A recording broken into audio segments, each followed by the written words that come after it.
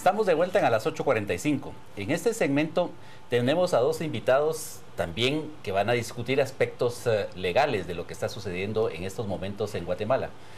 Hoy en la mañana se presentó un recurso contra el Congreso ante la Corte de Constitucionalidad. Este recurso le pide a la Corte de Constitucionalidad que se ordene al Congreso trabajar, que se le ordene al Congreso legislar, porque no ha hecho nada en lo que va del año. El que presentó este Congreso es el abogado Ricardo Sagastume. Y para comentar precisamente sobre ese tema tenemos al abogado ponente y tenemos también a otra figura pública de Guatemala como es el presidente Vinicio Cerezo. Entonces comenzamos entonces con mi compañero Filipe. Licenciado Sagastume, ¿nos podría explicar un poco cuál es la razón del amparo, cuál es el argumento y qué es lo que se busca? Muchas gracias, buenas noches, por el gusto de compartir con ustedes. Efectivamente, hoy un grupo de ciudadanos presentamos una acción de amparo básicamente por lo siguiente. A partir del 16 de abril, cuando se destapa esta crisis política institucional, empezó un despertar, como se habla, de una nueva primavera ciudadana en Guatemala. La ciudadanía empieza a manifestar pacíficamente, empieza a exigir la renuncia de varios funcionarios públicos, se da la renuncia de la ex vicepresidenta y se empieza a cuestionar el tema de corrupción y se empieza a exigir un cambio profundo en el sistema político, empezando por la ley electoral y de partidos políticos. Pero de esa fecha para acá han transcurrido más de 66 días y el Congreso de la República solamente ha llevado 3 eventos, entre comillas, importantes, si podemos ponerlo así. El cierre del periodo ordinario, la celebración de los 30 años de la Constitución y la integración de unas mesas de trabajo que son ilegales, que son inconstitucionales, porque esa no es función legislativa. La función legislativa y la actividad parlamentaria están definidos en la Constitución y en la ley orgánica del organismo legislativo, donde establece cuáles son los órganos del Congreso, y dentro de esos órganos están las comisiones de trabajo y las define como los órganos técnicos de conocimiento y de discusión. Entonces, ¿qué hizo el Congreso de la República? Aparte eligió vicepresidente y conoció la renuncia de la ex vicepresidenta, pero eso es un evento extraordinario. Fuera de lo demás, el Congreso guardó sus maletas, entró al proceso de receso parlamentario y nos puso a trabajar a la sociedad civil, nos puso a trabajar en mesas de trabajo, cuando los que debieran estar trabajando son ellos. La exigencia nuestra de la ciudadanía en general, que es, necesitamos un cambio profundo en las reformas al sistema político, y el único que lo puede hacer es el Congreso de la República. Ahora, pero abogado, ¿no es precisamente de la sociedad civil de donde tienen que salir varias de las propuestas para que el Congreso las canalice y las discuta? No importa de dónde salgan, pero solo hay un elemento legalmente reconocido y vinculante, que es el Congreso a través de sus comisiones de trabajo. No son las mesas de trabajo que nos pusieron para que estuviéramos discutiendo todos los actores que representemos a cualquier sector en esas mesas de trabajo, mientras el Congreso sigue vacacionando. Entonces, la acción de amparo pretende ponerle un fin al receso parlamentario porque hay una urgencia nacional de discutir un tema fundamental, la reforma electoral. Mientras más, hemos perdido 66 días desde que entremos en crisis y estamos a 2 semanas de que se vence el periodo de inscripción de los candidatos a presidente, vicepresidente, alcaldes y diputados, y cada vez el tiempo se nos va acortando para tomar decisiones importantes. Entonces, la idea es que la Corte, lamentablemente tenemos que volver a acudir a la Corte de Constitucionalidad para que nos ampare provisionalmente. Hay suficiente legislación, sobre todo resoluciones de la Corte de Constitucionalidad, pero hay una fundamental que se las voy a compartir y que es la que nos da, dice, es una resolución del año 91 en procesos de amparo que dice: el máximo contralor de la actividad política de los órganos del Estado es el pueblo en el que reside la soberanía.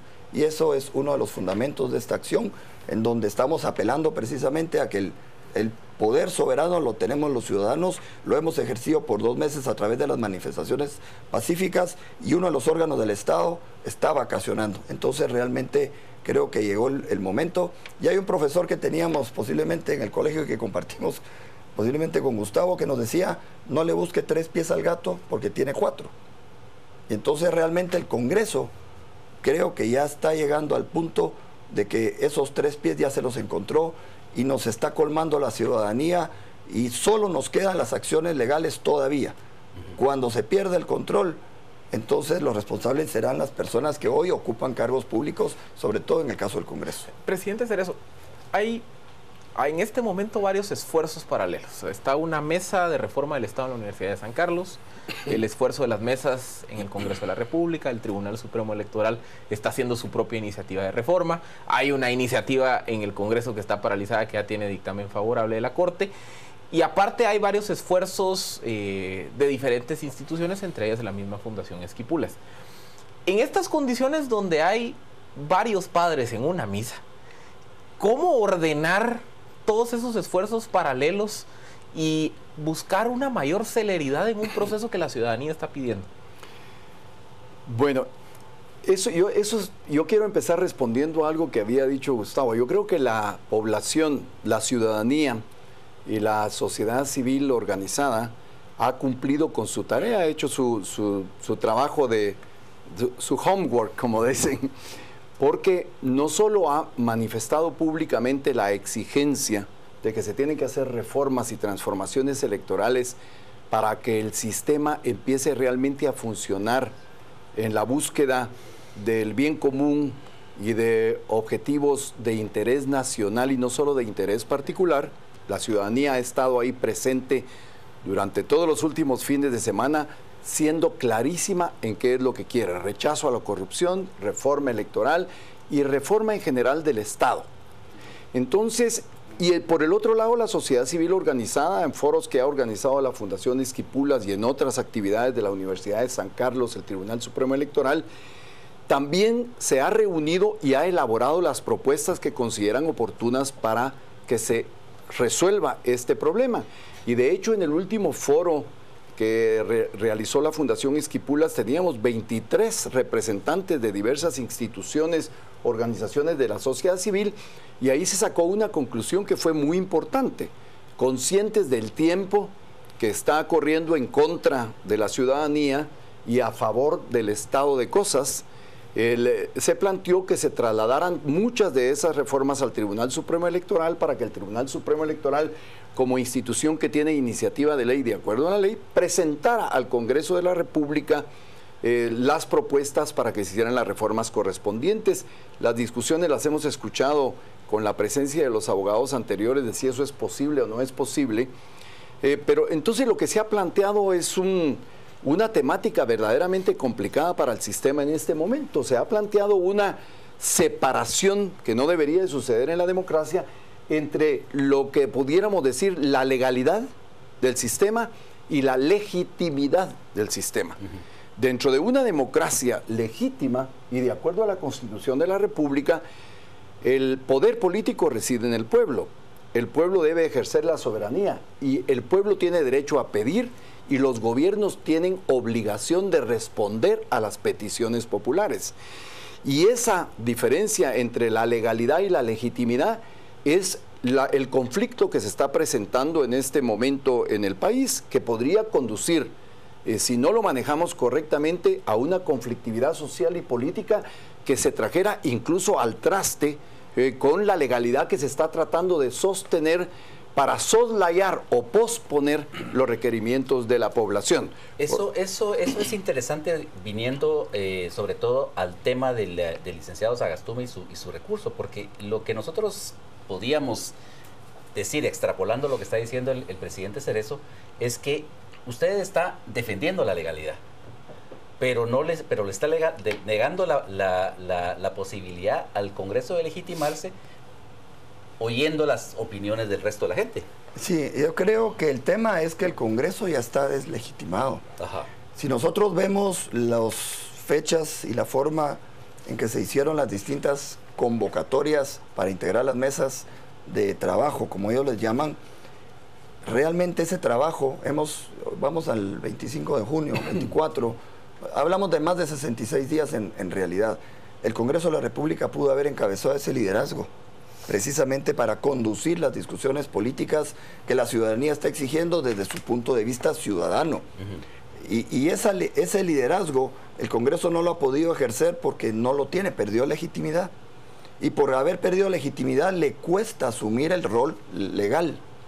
Y lo que está pretendiendo posiblemente es, a través de la integración de esas mesas de trabajo, darnos el qué hacer a la sociedad civil en general, a través de la Plataforma Nacional para la Reforma del Estado y cualquier otra instancia que están haciendo el mejor esfuerzo, para que a través de nuestra participación legitimemos la actividad legal que ellos necesitan utilizar para hacer la convocatoria al Pleno y empezar a trabajar. El problema es que el Congreso regresa el 1 de agosto. Sí, es cierto. Y de aquí al 1 de agosto realmente ya habrá cerrado el proceso electoral, y si el Congreso sigue a este paso, verdaderamente va a asfixiar la tolerancia de la ciudadanía y desencadenar en otro tipo de reacciones. Lo que nosotros podemos ver, por ejemplo, en el Congreso, es, bueno, tomemos a face value, siguiendo el inglés, la intención del Congreso de legitimarse, dándole participación a la sociedad civil.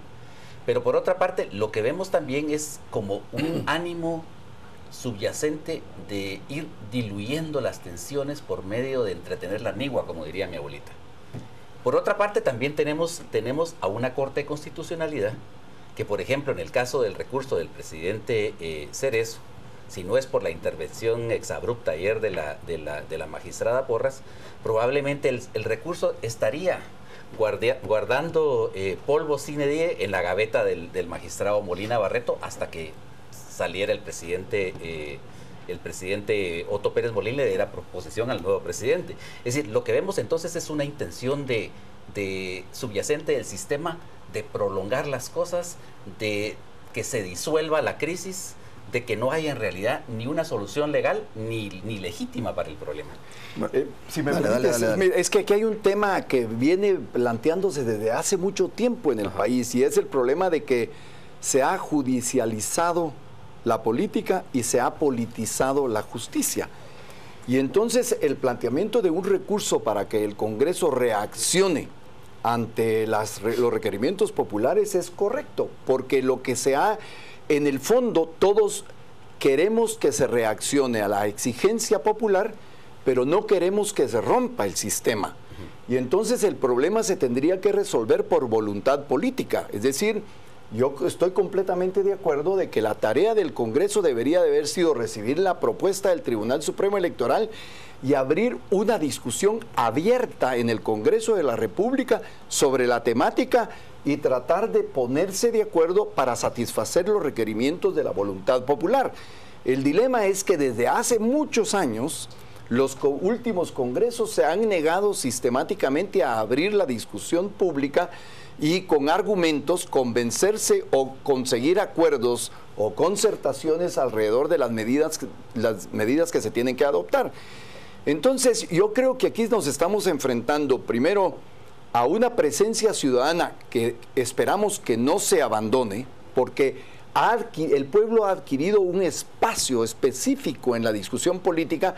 Esto debe de seguir, porque aunque no lograra todos sus objetivos en este momento, ante cualquier gobierno que quede electo en una elección discutida, no consentida por toda la población y sin niveles y con bajos niveles de legitimidad, la presencia ciudadana y la sociedad civil organizada va a tener un papel que jugar para poner al próximo gobierno en contra de la pared y decirle: bueno, si el gobierno anterior y las instituciones anteriores no quisieron reaccionar a las exigencias populares, o usted lo hace o va a tener un enorme grado de conflictividad social desde el principio.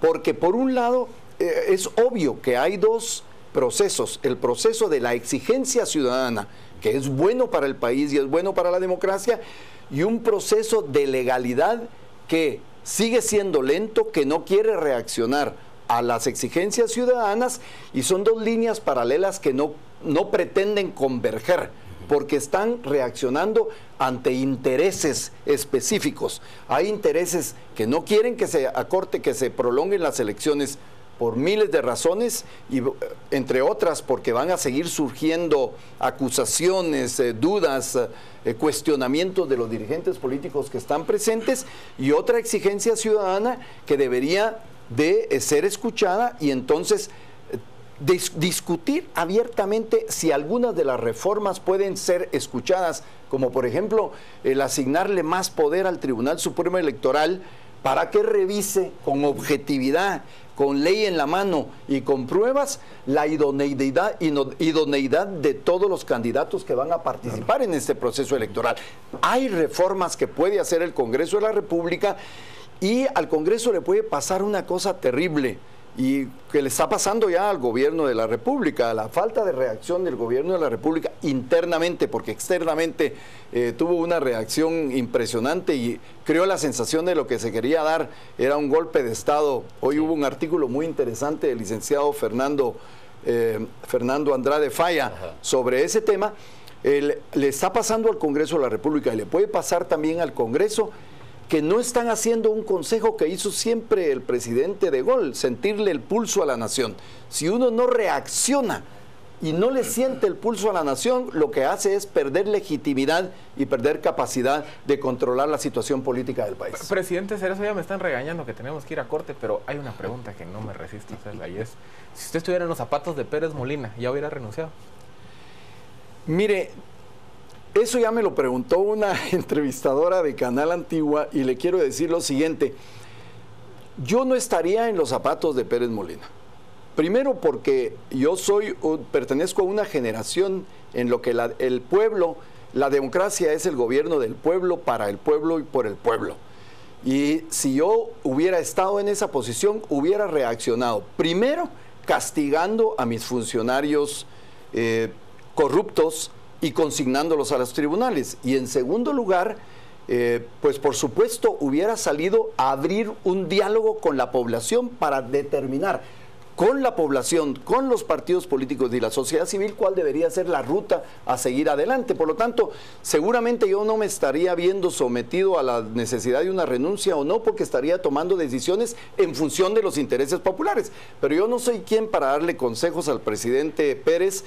Yo respeto la función de la presidencia, pero yo estoy indicando cómo reaccionaría yo. Mi reacción es en función del pueblo y en función de el poder soberano del pueblo, que de acuerdo a la Constitución, el poder reside en el pueblo. Pues ya lo ven ustedes en los dos temas de hoy.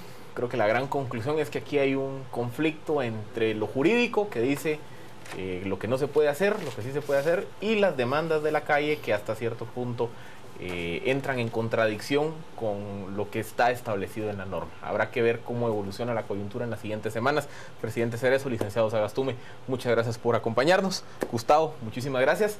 Le paso la palabra a Juan Carlos Sandoval, quien tiene más comentarios en redes sociales. Gracias, Philip. Vamos en las redes. Tenemos mensajes. Ruth: los diputados nunca trabajan, ellos siempre han sido vividores del Estado, no es nuevo. Claudia: qué bien, esperemos que el Congreso se ponga a trabajar. A ninguno nos pagan sin trabajar. Servan nos dice: esas juntas de trabajo son una burla a la población, son para salir del paso, Congreso corrupto. Y David nos dice: ¿por qué no presentan antejuicio en contra de los diputados por incumplimiento de deberes? Es lo que nos plantea Mario. Son parte de los argumentos que se tienen en las redes sociales. Vamos a la pausa, abrimos desde ya el debate. Estaremos con Cambios Elección. Cambios Elección es nuestro hashtag de la noche. Cristian Castillo y Philip Chicola en el debate. Quédese con nosotros en Noticieros de Canal Antigua.